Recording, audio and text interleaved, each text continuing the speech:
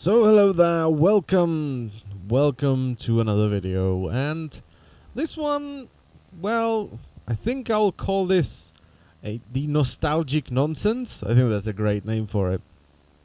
And what it's gonna be me running through old stuff, just soloing things and talking about them, and just having a great time, just relaxing, because most of the stuff I do on my YouTube channel is kind of, guides and, oh, you need to do this and you need to do that, and then the guide gets outdated and people still watch it and they shout at me because something has changed and they do not realize that something has changed. So I want to do something very relaxing, so it's just gonna be me running through old stuff that I have fond memories of and just talking about them.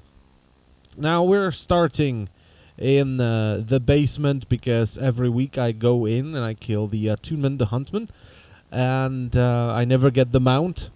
And I've been running this bloody thing since Burning Crusade and I never got the mount. So yeah, that's the first thing that I have memories about. The mount from here, the first boss, when you enter to the left, I never got the mount. Now Karazhan is my number 2 favorite raid, right underneath Ulduar, and I think it's just the feel and the structure of Karazhan. This thing has like 17 different floors, and then you have the chess event towards the end. It's kind of fun, and the bosses, I have little stories about every single boss, of how we progressed and how we died to every single boss, and how we tried to get better and we died even more, and stuff like that. So let's just talk. So Karazhan, why am I probably most ran raid? Well, I'm kind of sure that I've ran Karazhan the most, because even in the Burning Crusade, with all the raids out, I did Gruul's Lair until we were past Gruul's Lair and were starting to do tier 5 stuff, but I never skipped a week in Karazhan. Actually, I was always the tank that ran Karazhan with ults and was equipping ults, even though I either had far better gear or I just had everything from here. I would still run Karazhan, because it's just a lovely raid. It is just a lovely raid.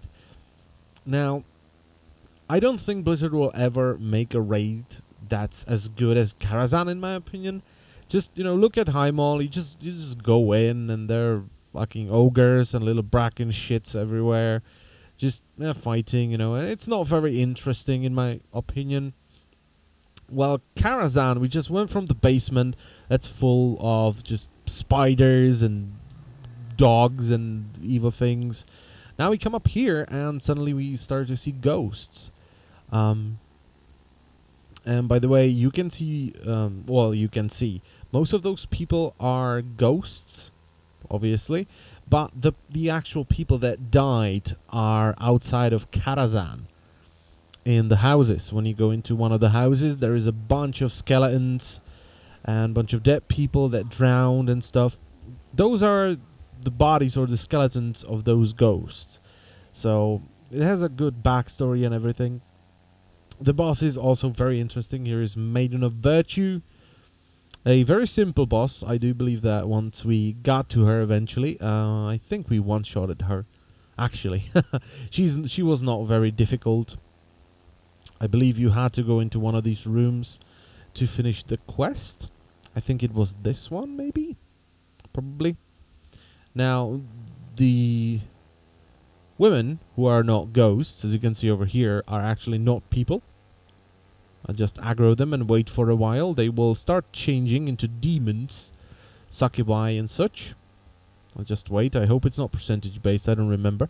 So just wait for a bit and hopefully they will change into vile creatures and demons. I just smack one around the bops. There we go. She's now a succubus. So, yeah. The ones that are actually, that look alive, are in fact demons, because everything is dead. Here's a lovely painting on the wall. So yeah, it's just fantastic. Every time I get the chance and every time I don't have to raid and I kind of have, an evening for myself and I want to play WoW, I'll probably run Karazhan, and after that I'll run Ulduar. So that's probably going to be the next episode kind of thing. So now there are two ways of getting down here. Let's turn off the nameplates because they are rather obnoxious. Here you have a bunch of ghosts dancing and having a great time. Once again, very, very good, very good. There's an awful lot of trash. There used to be an awful lot of trash in between bosses in dungeons. That is just not a thing anymore. And I kind of miss it. Because it gave the dungeon or the race a feel of progression where it's just actually going through the dungeon. Over here we have a grand banquet or a dinner that's being served by skeletons. Always good. Now, Moros. You might remember Moros from Warlords of Draenor. Because there he is in your tavern and he actually gives you the quest. And he gives you the armor polish. I have it on me, I think. There we go. Moros's famous polish that makes you look naked. But I do believe it also prevents you from taking durability damage. So there you go. There is Moros. The guy that actually gives you that. Here is one of the waiters. Skeletal waiter. And it's just, once again, very lovely indeed. That was a great... was that the trinket? Yeah, this trinket. I really wanted this trinket on my warrior when I got in here the first time. It dropped. I was just like, oh, that's my trinket. That is just my trinket. That was very good because, as you can see, there is a ton of thrash mobs in between each boss. And dodge was actually pretty good. So, instead of taking the full damage or blocking it, it was just better to dodge it. So that was fantastic. So we went from the dining hall and the little dancey room. We go into the theater part of Karazhan. This is where the plays happen. Once again, a lot of trash, just the trash that makes sense. Ghosts or ghost people are waiting here for the play, which we are going to take part in a second. So we go backstage, we run up, and let's try to dodge everything. There we go. You go to this fellow, Barney's, the stage manager. Finally, everything is in place. Are you ready for your big stage debut? I'm not an actor. Don't worry, you'll be fine. You look like a natural. Okay, I'll give it a try then. Splendid. I'm going to get the audience ready. Break a leg.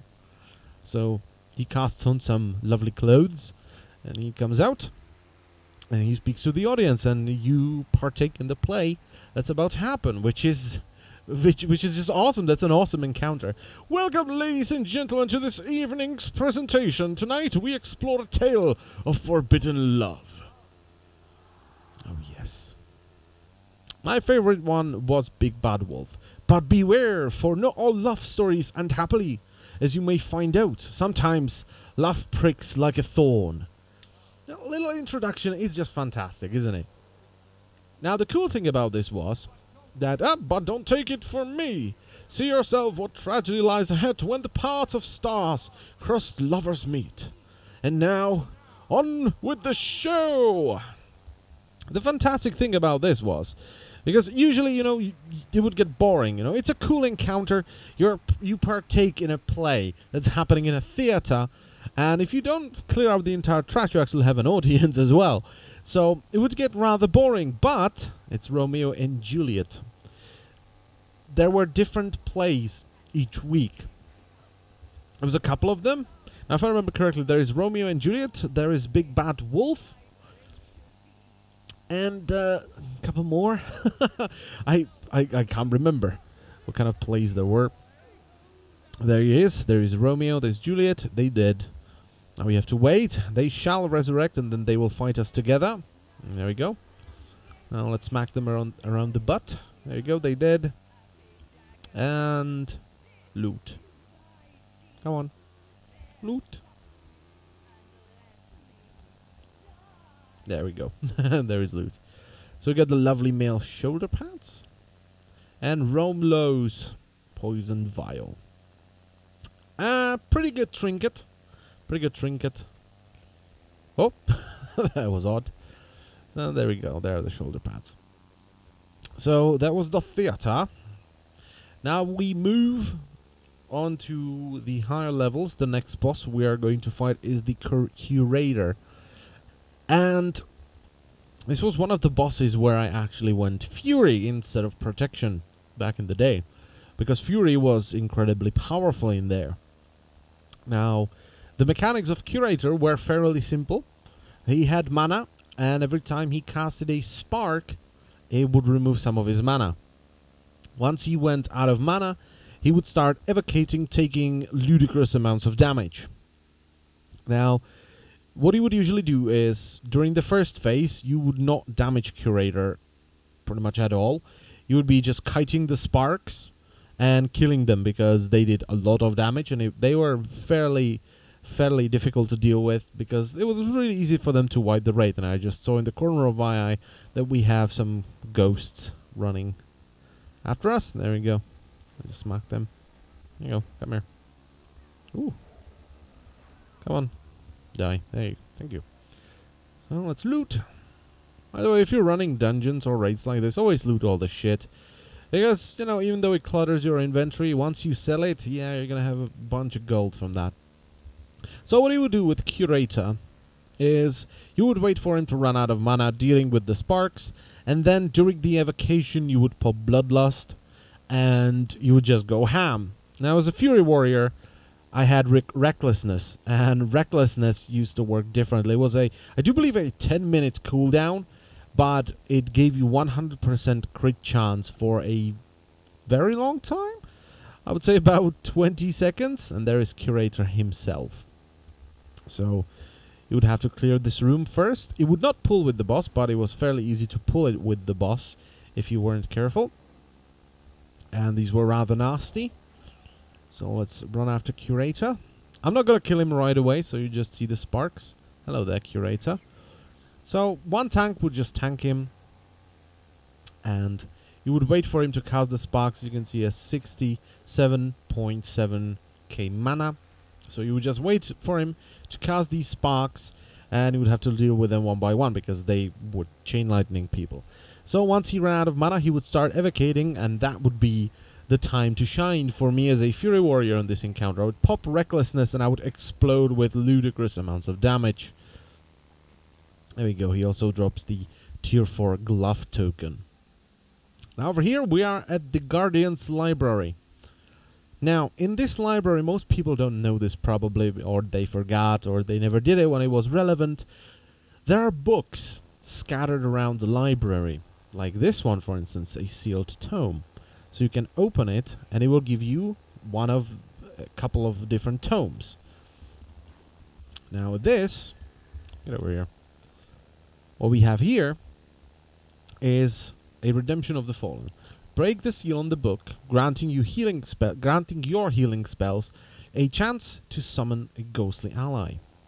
So when you have this, you have a chance, 3% chance, to spawn a ghostly ally. And this dude will heal your party. So everyone would run around the library, you would clear everything. This was a great thing, you know, this was a good mechanic or a bonus where people would actually clear the entire library. Because normally, what you would do, you know, now in Warlords of Draenor, you would take the shortest path, so you would clear as little trash as possible. But because there were these books and they gave you buffs, and they, as you can see, they last 60 minutes, people would run around the library. They want to pick up those books. Okay, they want to get those buffs. It makes the rest of the raid much easier. So, you know, instead of people skipping trash, people would actually run around, clear the entire room, and they would pick up those books and they would activate it around the next boss. So that was a great way of Blizzard basically saying, look, you should really clear out. There we go. There's... Oh. You can't pick those up. I thought you can pick those up as well. That was a great way for Blizzard to actually make people clear the trash, instead of just putting it there and making it aggro for no fucking reason. So that was a very, very cool thing. I have fond memories of just dying to everything in this bloody room, trying to clear it because one idiot wanted a book. So that was all fun, you know. It was good. It was good. Now we're going to the more demonic part. As you can see, we have pillagers, shadow pillagers, and just warlocks everywhere. So once again, kind of a change of pace.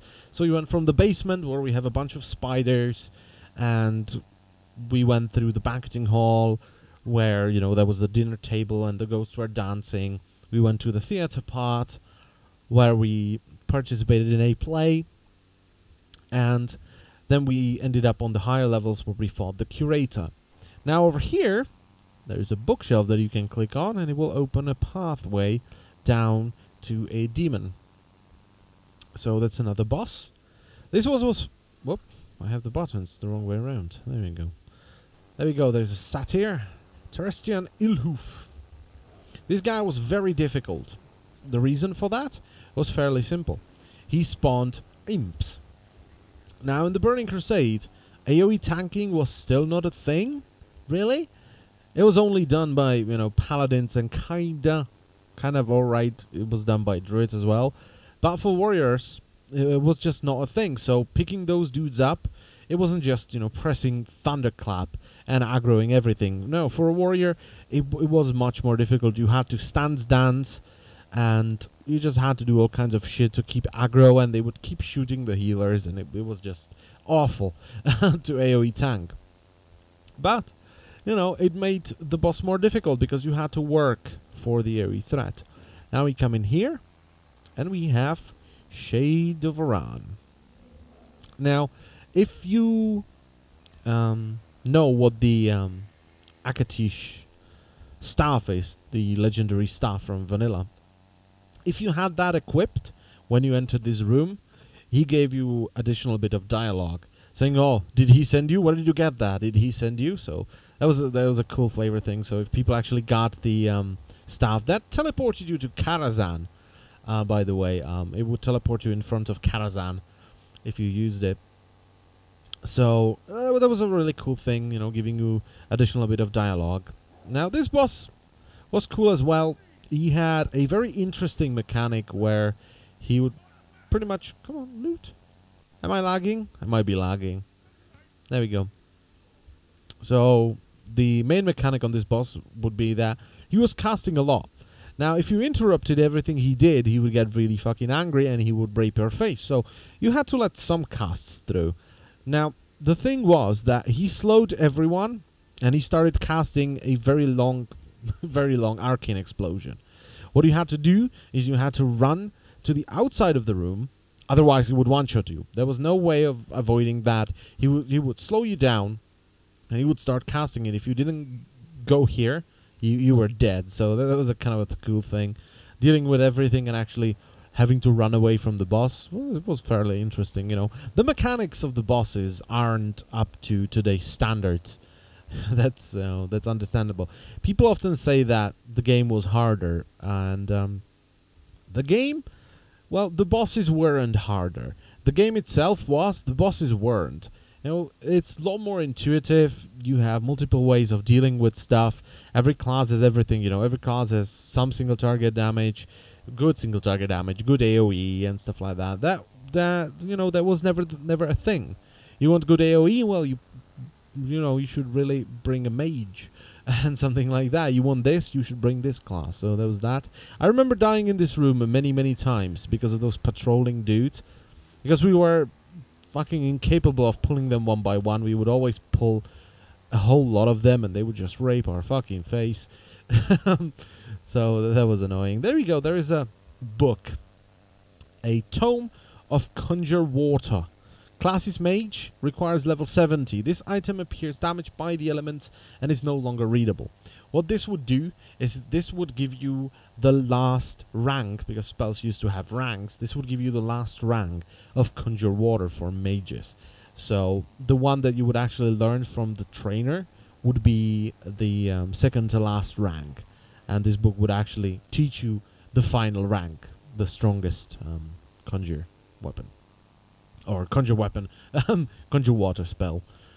Now another spite. This boss was fairly simple, even though it wiped many raids. Just stand in the beams and you pretty much win. That was kind of it. Just stand in beams and you win. So I just smack him around the bops a few times. Am I really lagging that hard? Let's not pick that up. No, my latency is actually very good. Jeeves, there we go. Let me browse your goods, dear Jeeves. Let's sell all this shite. I already have everything that I want or wanted from this raid. I ran it so many times. It's unbelievable. There we go. Let's repair. And let's run forward. I really need to get my Arc Inventory add-on back. This one is good, but it's just, it's not Arc Inventory. So let's just jump down here. Alright, and now we're coming up to the chess event. The Bane of Transmogrifiers. Speak properly. So, here we have the chess event, and this event is soloable. Now what is going on is Echo of Medivh is an asshole, and he will cheat. And he will cheat for the Alliance if you're Horde, and he will cheat for the Horde if you're Alliance. So what we're gonna do is we are going to start off by jumping into the Orc Warlock. Oh, actually, we can't do that, right? We have to start off with a king. So we're going to start off with a king. We're going to bloodlust the group, and we're going to leave a vehicle. We're going to leave the vehicle. Is there a way to leave the vehicle now? Because the problem is, right, that this is kind of broken with Bartender, right? So this is kind of broken with Bartender, and I can't remember how to... There we go, dismiss. That's the one you want to do. So we're going to jump out of Black Hand. We're going to let him do his thing. And we're going to jump into the Warlock. We need to wait for this to run off or run out. We're going to jump into the Orc Warlock. And we're going to start killing that douchebag, alright? So, come on.